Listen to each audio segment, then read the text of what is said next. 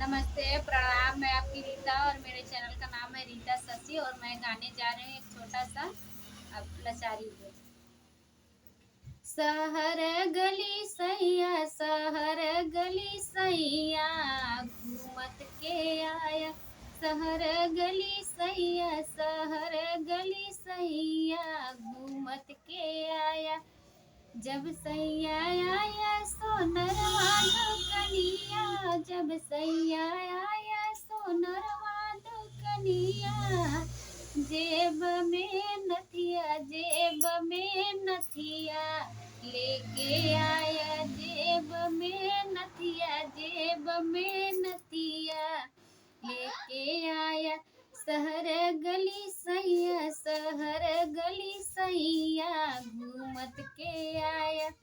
जब सैया आया तू बरई दुकनिया, जब सैया आया तू बरई दुकनिया, जेब में पनवा, जेब में पनवा लेके आया। जेब में पनवा, जेब में पनवा लेके आया। शहर गली सैया, शहर गली सैया, घूमत के आया।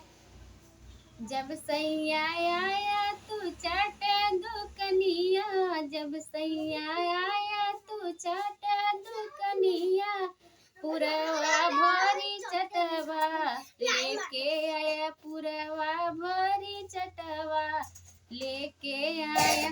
शहर गली सैया, शहर गली सैया, घूमत के आया। शहर गली सैया, शहर गली सैया, घूमत के आया।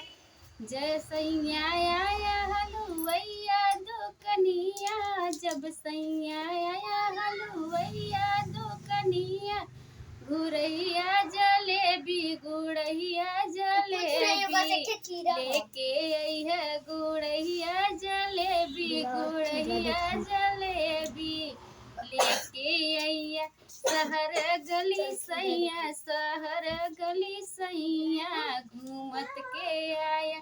शहर गली सैया, शहर गली सैया, घूमत के आया।